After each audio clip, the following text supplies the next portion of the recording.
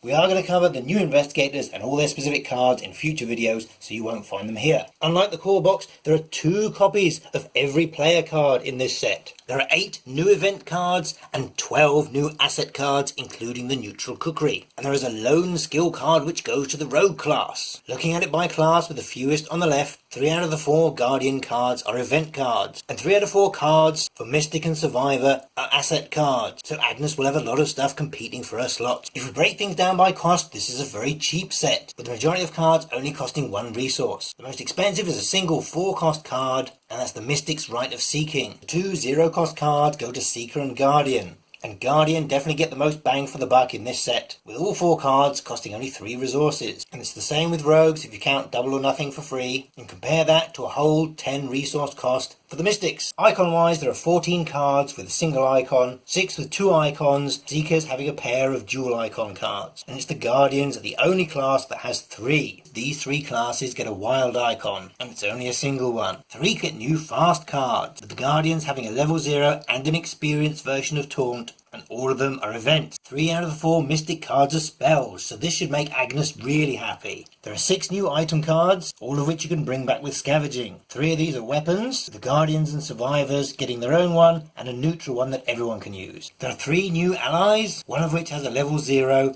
and an experienced version. These are all new, so there's no experienced guard dog or anything like that. But what we do see with Peter Silvestri is our first card which has dual static bonuses. His experienced version will give you +1 agility and +1 willpower. There are 2 new healing cards, meaning 4 out of the 5 classes can now heal. And both of these will heal horror. It's only the survivors that are missing out. Both of these you can use to heal your own investigator or any investigator at your location. And the rogue card is the first card we've seen that could potentially heal more than 1 per use. Breaking down the assets by slot, we see 2 of them, which are both items, don't use any slot. There are 4 in your ally slot and 4 in your hand slot, which is one of the most contested. 2 of the Mystic cards take up the Arcane slot, so you might want to think about investing in Book of Shadows, and usually there's nothing in the Accessories slot. And as usual, there is nothing for the Body slot. An interesting mini theme in this set is dealing with connecting location. There are cards to move yourself, other investigators, or even enemies to connecting locations. There are 2 copies of each of the 3 new basic weaknesses. 2 of these require a double action to discard, and Indebted never gets discarded. Not only is it the only permanent card in this set, but it's the first permanent card that we've seen to date. And remember, you're going to add these to your pool of 10 basic weaknesses from the core set, making a total of 16, and then you select one at random after you've built your deck.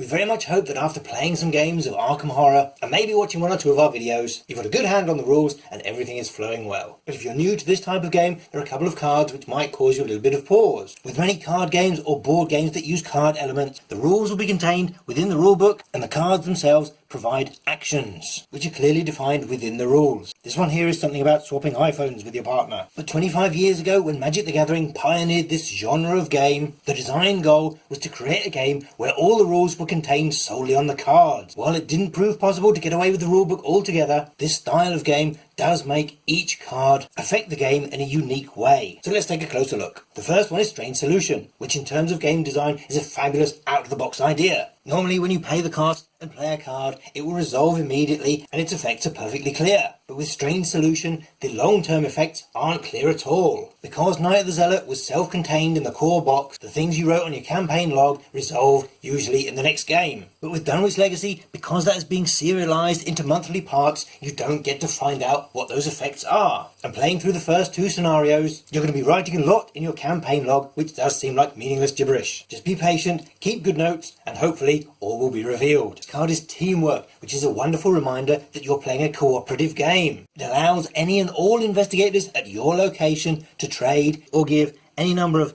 item assets or any number of ally asset, and this applies to every investigator at your location, so it doesn't have to include you. But it can! You can also trade resources as well, making it even more powerful. Teamwork is also a good illustration of one of the features of this type of game, the living card game, in that not only does the card pool expand and new stories and scenarios are added, but also the rules will change and evolve. At the moment you can trade literally anything which has the item or the ally keyword. including investigator-specific cards and story assets as well. The text on the back of the investigator cards only applies to deck construction when you're building your deck before the game. It doesn't have any bearing on what happens in play. So it's shotguns all around, so you can freely mix items between classes. So definitely make the most of it, because at some point Fantasy Flight Games will issue an FAQ, an update to the rules and the way they work, which is probably going to put a restriction on what you can and can't trade with teamwork. Another aspect of the living or collectible card game genre is that of timing. Looking at Fire Axe, we can see it has the fight action designator, meaning that when you use it, it won't provoke an attack of opportunity. And in addition to performing the normal fight action,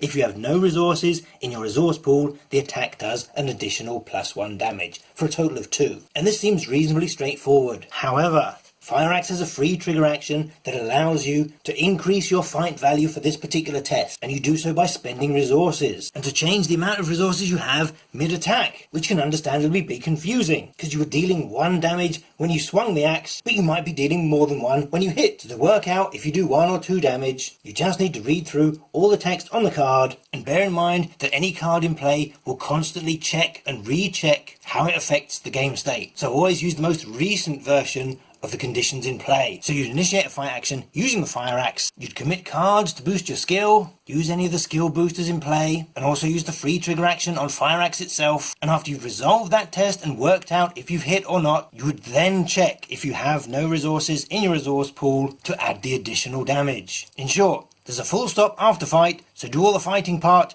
and then check for the damage part. What's worth looking at is double or nothing, which says to double the difficulty of the skill test, and if it succeeds, resolve the effects of the skill test twice. You'd play this when you did something like use the investigate action, and if you were successful, you'd discover 1 clue, and because you do it twice, you discover another clue. Again with the fight action, if it's successful, you do 1 damage, and resolve it again to do another point of damage. Likewise, if you're using a weapon, if the test is successful, you deal the 2 damage that the 45 automatic usually does, 1 plus the 1 damage, and then you do it again for 1 plus 1 damage, for a total of 4 damage. And it's the same if you're using a substitution effect. If you play burglary, you use the investigate action, and if you're successful, you gain 3 resources, and because of double or nothing, you gain another 3 resources. It's only things that are actually part of the test itself that get doubled. So if someone played overpower and the test was successful, you wouldn't draw 2 cards.